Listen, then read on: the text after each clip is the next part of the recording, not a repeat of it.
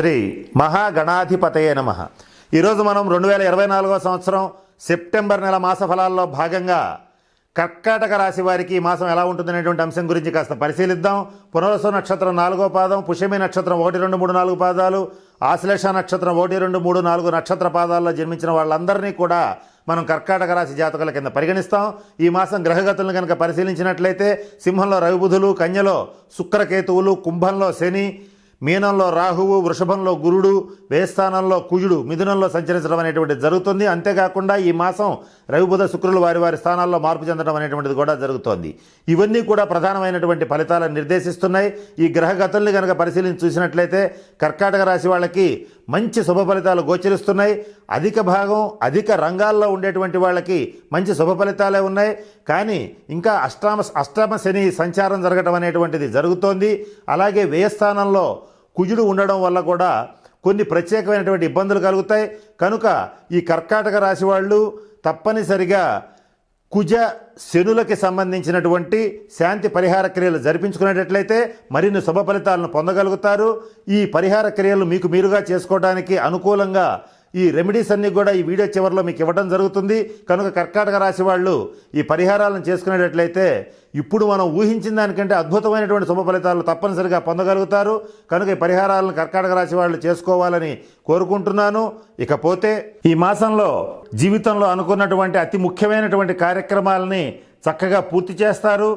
కుటుంబ సభ్యులు సహకరించకపోయినా, తల్లిదండ్రులు సహకరించకపోయినా, ఎవరు సహకరించకపోయినా చక్కటి ప్రణాళికతో ఒకేసారి 2 లేదా 3 వృత్తుల్ని చేపట్టి ఆర్థిక పరిస్థితుల్ని మెరుగుపరచడానికి మీ వంతు సాయశక్తిలా కృషి చేస్తారు.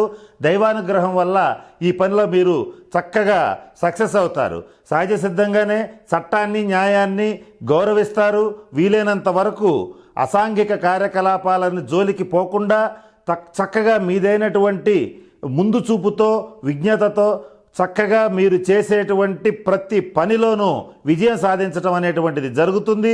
మీ సూక్ష్మ బుద్ధితో ప్రతి పనిలోనూ ఉన్నటువంటి లోటుపాట్లని సునాయాసంగా ఎంచగలుగుతారు, వాటిని సరిచేయగలుగుతారు. అలాగే మరి ముఖ్యంగా చక్కగా ఎదుటి వాళ్ళకి మీరు ఇవ్వదగినటువంటి సలహాలను ఇస్తారు. ఆ సలహాలు కూడా వారి జీవితంలో ఎంతో ఉపయోగపడతాయి. ఇటువంటి చక్కటి దర్శన జ్ఞానాన్ని కలిగి ఉంటారు. భవిష్యత్తులో వాళ్ళు చేయబోయేటువంటి కార్యక్రమాలకి నాంది ప్రస్తావనగా ఈ మాసం మొదలెట్టేటువంటి పనులన్నీ కూడా చక్కగా విజయవంతంగా పూర్తవడం అనేటువంటిది జరుగుతుంది. ఇకపోతే కర్కాటక రాశి వారికి అదృష్టాన్ని ఇచ్చేటువంటి అంశాల గురించి కాస్త పరిశీలిద్దాం. కర్కాటక రాశి వాళ్ళు పూజించవలసినటువంటి దైవం కృష్ణుని ఆరాధించాలి. అలాగే అట్ ది సేమ్ టైం శివుణ్ణి కూడా పూజించాలి. ఈ కర్కాటక రాశి వాళ్ళు వీళ్ళిద్దరినీ పూజించటం వల్ల, ఈ శివ కేశవుల్ని పూజించటం వల్ల, ముఖ్యంగా కేశవ అవతారాల్లో అంటే విష్ణు అవతారాల్లో కృష్ణ ఆరాధన చేయటం వల్ల మీకు ఉండేటువంటి అష్టమ శని, ఏలినాటి శని, అర్ధాష్టమ శని, శని మహర్దశ, నీచ శని మహర్దశ బాధలు ఏవైతే ఉంటాయో వాటి నుంచి సంపూర్ణంగా బయటపడగలుగుతారు.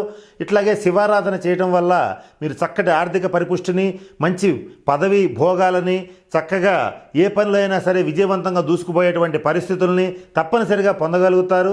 ఈ విషయంలో సందేహం లేదు. అలాగే మీకు అదృష్టాన్ని ఇచ్చేటువంటి రంగుల విషయాన్ని కాస్త గమనించినట్లయితే తెలుపు రంగు, పసుపు రంగు, నీలం రంగు, గులాబీ రంగు ఇవన్నీ కూడా మీకు చక్కటి అదృష్టాన్ని ఇస్తాయి. మీరు వాడేటువంటి దుస్తుల్లో ఈ రంగులు ఉండేటట్లుగా చూసుకోండి. అలాగే మీరు వాడేటువంటి కార్లు కానీ, బైకులు కానీ ఈ కలర్స్ ఉండేటట్లయితే అవి మీకు మంచి అదృష్టాన్ని తెచ్చిపెడతాయి. అలాగే మీకు అదృష్టాన్ని ఇచ్చేటువంటి సంఖ్య వచ్చేటప్పటికి మొట్టమొదటి ప్రయారిటీ 3కి ఇవ్వండి, తర్వాత ప్రయారిటీ 2కి ఇవ్వండి. అట్లాగే మీ కార్ల యొక్క, బైకుల యొక్క లేదా మీ సెల్ ఫోన్ యొక్క టోటల్ 3 ఉండేటట్టుగా చూసుకోండి, లేదా 2 ఉండేటట్లుగా చూసుకోండి. ఇలా నేను చెప్పిన అదృష్ట రంగు కాంబినేషన్ అనేటువంటి వాహనాలను తీసుకుని మీరు ఏ ప్రయత్నం చేసినా, లేదా ఎవరిని కలవడానికి వెళ్ళినా, ఏ కొత్త పని కోసం వెళ్ళినా, లేదా ఏ పని మీద వెళ్ళినా సరే దాన్ని ఖచ్చితంగా విజయం సాధించడం అనేటువంటిది జరుగుతుంది. కనుక మీకు అదృష్టాన్ని ఇచ్చేటువంటి కలరు అలాగే నెంబరు కలిసి వచ్చేటట్లుగా చూసుకునేటట్లయితే మీ విజయావకాశాలకి తిరుగుండదు. అలాగే మీకు అదృష్టాన్ని ఇచ్చేటువంటి వారం సోమవారం, మంగళవారం మీకు చాలా అదృష్టాన్ని ఇస్తాయి. ఈ 2 వారాలు మీకు చాలా బాగా కలిసి వస్తాయి. ఏదైనా సరే ముఖ్యమైన నిర్ణయాలు తీసుకోవాలన్నా, కొత్త ప్రాజెక్ట్స్ చేపట్టాలన్నా సోమవారమే చేయండి.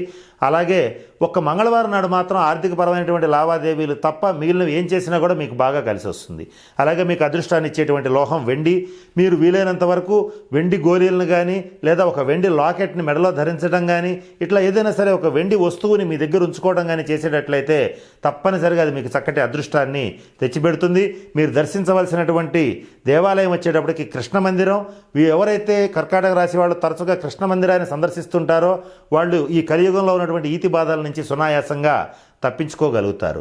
అలాగే మీకు వ్యతిరేకమైనటువంటి ఫలితాలు ఇచ్చేటువంటి నెంబర్ వచ్చేటప్పటికి 8. మీరు వీలైనంత వరకు 8 టోటల్ వాడవద్దు. అలాగే ప్యూర్ బ్లాక్ కలర్ని వీలైనంత వరకు వాడకుండా ఉండటం అనేటువంటిది కర్కాటక రాశి వాళ్ళకి ముఖ్యంగా చెప్పదగిన సూచన. మీరు కుజగ్రహ అనుగ్రహం కోసం చేయవలసిన పరిహారాలు ఏమిటి అనేటువంటి అంశం గురించి ఇప్పుడు తెలుసుకుందాం. ఇక్కడ కుజగ్రహం కోసం అంటే కుజగ్రహం యొక్క అనుకూల దృష్టి కోసం, కుజగ్రహం ఇచ్చేటువంటి శుభ ఫలితాలు పొందడం కోసం మీరు మీ దగ్గరలో ఉన్నటువంటి శివాలయంలో కుజగ్రహానికి సంబంధించినటువంటి గ్రహ మంత్రాన్ని అలాగే జపింప చేసుకుని అలాగే కందుల్ని గనక దానం ఇచ్చేటట్లయితే చక్కటి పరిహారం అనేటువంటిది లభిస్తుంది. ఒకవేళ ఇది చేయలేని వాళ్ళు చేయవలసిన పరిహారాలు కూడా మీకు ఇప్పుడు తెలియచేయడానికి ప్రయత్నం చేస్తాను. వాటిల్లో మొదటిగా పక్షులకి ఆహారం వేయండి. పక్షులకు ఆహారం వేస్తే కుజగ్రహ శాంతి అనేటువంటిది జరుగుతుంది. అలాగే మరొక చిన్న పరిహారం గురించి ఇప్పుడు గమనిద్దాం. అదేమిటంటే మీ దగ్గర ఎప్పుడు కూడా ఒక చతురస్రాకారపు ఒక వెండి డాలర్ని ఉంచుకోండి. లేదా దాన్ని మెడలో ధరించినా పర్వాలేదు, లేదా మీ బిలాంగింగ్స్లో పర్సులో ఉంచుకున్నా పర్వాలేదు. ఇలా చేసేటట్లయితే కుజగ్రహం యొక్క సంపూర్ణ అనుగ్రహం అనేటువంటిది లభిస్తుంది. శనిగ్రహ శాంతి కొరకు మీరు పాటించవలసిన పరిహారాల గురించి ఇప్పుడు నేను తెలియచేయడానికి ప్రయత్నం చేస్తాను. కలియుగంలో ఏలినాటి శని, అష్టమ శని, అర్ధాష్టమ శని, జన్మశని, శని మహర్దశ అలాగే గోచార రీత్యా జరుగుతున్నటువంటి శని బాధల రీత్యా తప్పించుకోవటానికి అనేక పరిహారాలని మన మహర్షులు తెలియజేయడం జరిగింది. వాటిల్లో ప్రతి శనివారం నాడు శనీశ్వరుడికి తైలాభిషేకం జరిపించటం, అలాగే ప్రతి శనివారం నాడు కానీ లేదా ప్రతి ఒక 8 శనివారాల పాటు కానీ ప్రతి శనివారం పూట నువ్వులు అలాగే బెల్లం దానం ఇచ్చేటట్లయితే శనిగ్రహ శాంతి కలుగుతుంది. శనిగ్రహ జపం చేసి శనిగ్రహ దానం చేసి శనిగ్రహ హోమం చేసినా కూడా శనిగ్రహ శాంతి అనేటువంటిది జరుగుతుంది. ఇది అందరూ చేసుకోవడం మంచిది, అవసరం కూడా. అయితే ఇక్కడ చేసుకోలేనటువంటి వాళ్ళు, ఇంట్లో చేసుకోగలిగినటువంటి వాళ్ళు కొన్ని పరిహారాలు కొంతమందికి బయటికి వెళ్ళే అవకాశం ఉండదు, కొన్ని ఇబ్బందులు కూడా ఉంటాయి. కనుక వాళ్ళు చేయవలసిన సులభమైనటువంటి పరిహారాలు కూడా ఇప్పుడు మీకు నేను తెలియచేస్తాను.